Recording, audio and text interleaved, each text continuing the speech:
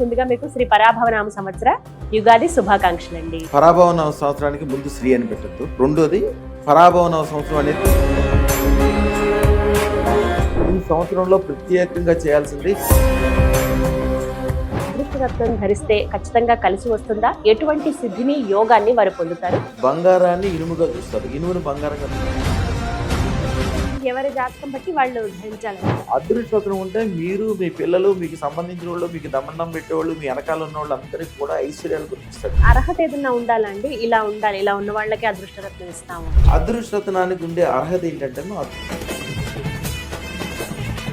ఎలా గురుగారు, మరి ఎలా తీసుకోవాలండి? అదృష్టం ఎవరు పెట్టుకుంటారు? నేను మంచిగా ఉండాలి, నా కుటుంబం మంచిగా ఉండాలి, నా సమాజం మంచిగా ఉండాలి, నా చుట్టూతో అందరూ ఐశ్వర్యవంతులై ఉండాలి, అందరూ గొప్పగా ఉండాలనుకున్న వాళ్ళే అదృష్టం పెట్టుకుంటారు.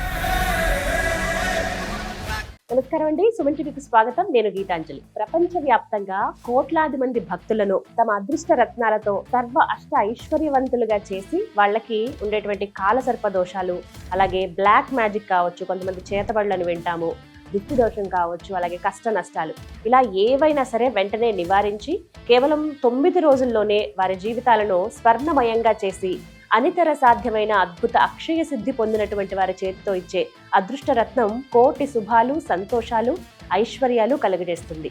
ఇది భక్తుల విశ్వాసం. లక్షలాది మందిని జీరో నుంచి హీరోలుగా, గొప్ప ఐశ్వర్యవంతులుగా, పారిశ్రామికవేత్తలుగా, వ్యాపారవేత్తలుగా మార్చారు. అలనాటి ప్రధాని పివి నరసింహారావు గారి దగ్గర నుంచి ముఖ్యమంత్రి ఎన్టీ రామారావు గారు, కొణిజేటి రోషయ్య గారు, వారి దగ్గర నుండి ఈనాటి మల్లారెడ్డి గారి వరకు, అలాగే సినీ ప్రముఖులు చిరంజీవి గారు కావచ్చు, బాలకృష్ణ గారు కానీ, కేంద్రం అలాగే రాష్ట్రంలోని ప్రముఖులు వీరి అభిమానులే. వీరిచ్చేటువంటి అదృష్ట రత్నాన్ని ధరించి అద్భుతాలు జరుగుతాయని ప్రపంచవ్యాప్తంగా కోట్లాది మంది ఘంటాపథంగా చెబుతారు. వారి టెస్టిమోనియల్స్ మనం కోకొల్లలుగా చూడొచ్చండి. అటువంటి గురు మహారాజ్ రమణ యోగిలాల్జీ గురుగారు ప్రస్తుతం మనతో పాటు ఉన్నారండి. వారితో మాట్లాడి ఈ పరాభవనామ సంవత్సరంలో మనందరం కూడా అదృష్ట రత్నాన్ని ఖచ్చితంగా ధరించాలా, అసలు ఈ సంవత్సరం ఎలా ఉండబోతోంది, ఏ ఏ రాశుల వారికి ఎలా ఉంటుంది, వారు గనక అదృష్ట రత్నం ధరిస్తే ఖచ్చితంగా కలిసి వస్తుందా, ఎటువంటి సిద్ధిని యోగాన్ని వారు పొందుతారు, గురుగారి మాటల విని తెలుసుకుందాం. నమస్కారం గురుగారు. గురుగారు, కన్యా రాశి వారి జాతక ఫలితం ఈ శత్రు పరాభవనామ సంవత్సరంలో ఏ విధంగా ఉంది? అమ్మ, అసలు రాశిలో కల్లా చాలా మంచి రాశి, అందరూ ఇష్టపడే రాశి. ఎందుకంటే కన్యా రాశికి అధిపతి బుధుడు. బుధుడు అంటేనే ఒక చిన్న పిల్లలు ఉన్నారనుకోండి, అందమైన చిన్న పిల్లలు ఉంటే అందరూ ఎట్లా అయితే ఇష్టపడతారో కన్యా రాశి వాళ్ళని అందరూ ఇష్టపడతారు, అధిపతి బుధుడు కాబట్టి. వాళ్ళకి శత్రువులే లేరు. వాళ్ళకి కొద్దిగా పరిశుభ్రత ఉంటుంది, క్రమశిక్షణ ఉంటుంది, పనిలో పర్ఫెక్షన్ ఉంటుంది, అలాగే నిష్ట. ఏదైనా పని చేయాలంటే దాని గురించిన ఆలోచన ఎక్కువ ఉంటుంది. లోపాలంటే కొద్దిగా ఎక్కువ ఆలోచన చేయటము, ఆ పర్ఫెక్షన్ దాకా అవ్వాలని చూసుకోవటము. అసలు వీళ్ళు గుర్తించాల్సింది ఏంటంటే దేనికి పర్ఫెక్షన్ అనేది ఉండదు. మనం మనసులో వచ్చిందా అదృష్టం పెట్టుకోవాలా, పని మొదలు పెట్టుకోవాలి. మీ జీవితంలో సక్సెస్కి గ్యారంటీ ఇచ్చేది నేను ఇస్తాను 100%. కన్యా రాశి వాళ్ళకి ఎప్పుడు శత్రువులు ఉండరు, ఇబ్బంది ఉండదు, ఏదైనా పని చేయగలుగుతారు. కొద్దిగా ఆలోచన చిన్నగా ఉంటుంది అంతే. కానీ వీళ్ళు ఒక్కసారి మొదలు పెట్టిన తర్వాత పనిలో వాళ్ళకి ఆంజనేయ స్వామి శక్తి ఆయనకే తెలియదు అంటారు కదా, సేమ్ అట్లాంటి వాళ్ళు వీళ్ళు.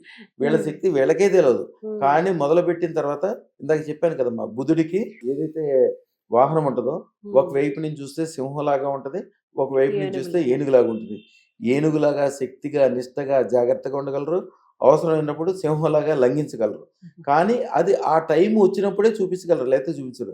అది అంత శక్తి ఉన్నప్పటికీ అది బయటకు ఎప్పుడు వస్తుంది? అదృష్టతను దాన్ని చేసిన తర్వాతే వస్తుంది. లేకపోతే దేవుడిచ్చిన ఈ అద్భుతమైన శక్తిని వాళ్ళు ఒక చీకటి గదిలో పెట్టి తాళం వేసేసినట్టు అయిపోతుంది. దాని వల్ల ఏమవుతుంది? ఇంత అద్భుతమైన శక్తి ద్వారా వీళ్ళ ఐశ్వర్యం సంపాదించకపోతే వాళ్ళ కుటుంబానికి వాళ్ళు ద్రోహం చేసినట్టు.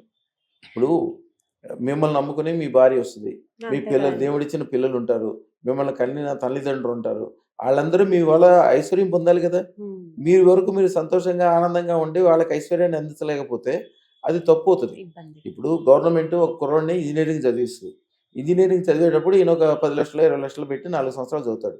ఈయన 10 లక్షలు ఈయన ఖర్చు పెడితే గవర్నమెంట్ ఆయన కోసము ఇంజనీరింగ్ చదవడానికి ₹1 ఖర్చు పెట్టింది. వీడు ఇంజనీరింగ్ చదివేసిన తర్వాత ఏదైనా దేశానికి ఉపకారం చేయకుండా, ఉద్యోగం చేయకుండా, వ్యాపారం చేయకుండా, ఇండస్ట్రీ పెట్టకుండా నేను ఏం పర్వాలేదు అని చెప్పి ఖాళీగా ఉన్నాడు అనుకోండి, అప్పుడు దేశానికి ద్రోహం చేసినట్టు ఆయన. ఈ కన్యా రాశి వాళ్ళు కూడా అంతే. ఎప్పుడు కూడా మీరు చిన్న ఆలోచనలో చిన్న వ్యవహారంలో చేసుకుంటా పెద్ద ఆలోచన చేయకుండా మీరు 10 మందికి ఉపకారం చేసే పొజిషన్కి వెళ్లకుండా కొద్దిగా టైం నిర్లక్ష్యం చేస్తూ పర్ఫెక్షన్ కోసం ఎదురు చేస్తూ ఏమి చేయొద్దు. మీరు మొదలుపెట్టిన తర్వాత మామిడికాయ టెంకలో ఇప్పుడు మామిడి చెట్టు కనిపించదు. వీళ్ళు సేమ్ అంతే. వీళ్ళు మొదలుపెట్టిన తర్వాత ఆ 3 అంగుళాల మామిడికాయ టెంకలోంచి చెట్టు అసలు మామిడికాయ చెట్టుకిను మామిడికాయ టెంకకి ఏ విధంగా రూపం కనిపిస్తదు. కానీ ఆ టెంక భూమిలో పెట్టిన తర్వాత ఆకాశం అంత అవుతుంది. వీళ్ళు అదృష్టత్రం పెట్టుకున్నాక ఆకాశం అంత అవుతారు. మళ్ళీ ఆకాశమంతైన చెట్టులోంచి ప్రతి టెంకలోనూ మళ్ళీ మామిడి చెట్టు పుట్టింది. మామిడికాయలు కాస్తుంది, దాంట్లోంచి చెట్టు పుట్టింది. మళ్ళీ ఉన్న చోటు నుంచి 100 రెట్లు పెరగటమే కాకుండా అందరినీ కూడా బాగు చేసే శక్తి వెళ్ళుకుంటుంది. కానీ అది అంతర్లీనంగా ఉండటం వలన వీళ్ళు ఆ టైం వచ్చే వరకు దానికోసం ఎదురు చూస్తూ ఉంటారు. ఎదురు చూడొద్దు. అదృష్టత్రం పెట్టుకున్న తెల్లారి నుంచి 9 గంటల తర్వాత నుంచి వీళ్ళు ఇష్టం ఏదైనా చేసుకోమనండి, 100 పనులు చేసుకోమనండి, 100 వ్యవహారాలు చేసుకోమనండి. వీళ్ళ జీవితంలో లాభం ఒకటే తెలుస్తుంది. వీళ్ళ శక్తి తెలవనంతసేపు కొద్దిగా ఎప్పుడు తగ్గి ఉంటారు. చిన్నపిల్లల మనస్తత్వంతో చిన్నపిల్లలాగా ఉంటుంది. అట్లా కాదు, అద్భుతమైన విజయాలు సాధించే శక్తి వీళ్ళకుంది. శుభం భూయాత్. ఈ సంవత్సరం మరీ మంచిది వీళ్ళకి. శత్రు పరాభవన సంవత్సరం కాబట్టి ఇంతకు ముందు భయాలు, ఇబ్బందులు, టెన్షన్లు, ఆలోచన ఎక్కువ అవుద్దా లేదా అని ఉంటుంది. ఇంక మహావీరుడే మీ దగ్గర ఉంటాడు. అదృష్టత్రం పెట్టుకుంటే మహావీరుడు మీ దగ్గర ఉన్నట్టు. మీరు చేసేది ఏముండదు. ఆయనే గుర్రం మీద తీసుకెళ్తాడు, ఆయనే ఐశ్వర్యాలు ఇస్తాడు. ఆ బంగారు రాసులు ఇంటికి తీసుకొచ్చి మీరు మీ భార్య బిడ్డలతో ఎంజాయ్ చేయడం ఒకటే. తప్పకుండా అదృష్టత్రం ధరించాల్సింది ఈ సంవత్సరము. అమ్మ వీరు చేయాల్సింది పెసలమ్మ 1/2 కిలో పెసలు తెచ్చుకోవాలి. యాక్చువల్గా 333 గ్రాముల పెసలు తెచ్చుకోవాలంటారు. సరే సుమారుగా తెచ్చుకొని దాన్ని రాత్రిపూట అమ్మవారి ఎదురుగుండా పెట్టాలి. ఒక చిన్న మంత్రం, శ్రీం హ్రీం శ్రీం సర్వ వ్యాపార వ్యవహార ఐశ్వర్య వృద్ధిం ప్రయచ్చ స్వాహ. అంటే వీళ్ళు చేసే ప్రతి వ్యాపారం కానీ వ్యవహారం కానీ స్వర్ణంగా మారి అభివృద్ధి చెందడం. అదే సంకల్పంలో వీళ్ళు ఏం కావాలో ముందు చెప్పుకోవాలి. ఆ తర్వాత ఆ 1/2 కిలో పెసల్లో మళ్ళీ 5 రూపాయి బిళ్ళలు కలిపి ఇంట్లో ఈశాన్య మూల గోడకు పెట్టడం కానీ లేకపోతే ఎక్కడో చోట జాగ్రత్తగా అక్కడ ఉంచాలి. అది పెసలు కాబట్టి తొందరగా పాడుతుంటాయి.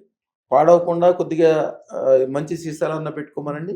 లేకపోతే పాడైన ప్రతిసారి మళ్ళీ కొత్తది. ఈ సంవత్సరం మొత్తం అట్లాగే ఈశాన్య మూల పెసలు ఉంచుకోవాలి వీళ్ళు. పెసలు రూపాయి బిళ్ళలు అలాగే ఉండాలి. పెసలు పాడైనప్పుడల్లా పెసలు మార్చుకోమనండి కానీ రూపాయి బిళ్ళలు మార్చక్కర్లా, అదే ఉంచుకోవచ్చు. అలాగే ఉంచుకోవచ్చు. ఈ సంవత్సరం మారిపోయిన తర్వాత అద్భుతమైన సంపదలు వస్తాయి. ఈ 5 రూపాయలు ఏదైనా లక్ష్మి కానీ వెంకటేశ్వర స్వామి కానీ గుడిలో వేయాలి. ఇక ఎక్కడి నుంచి ఎక్కడికి వెళ్తారో వీళ్ళకే తెలుస్తుంది. అదృష్టం అలా కలిసి వస్తుంది. అమ్మ శుభం బియాత్. చక్కగా తెలిపారండి. నమస్కారం.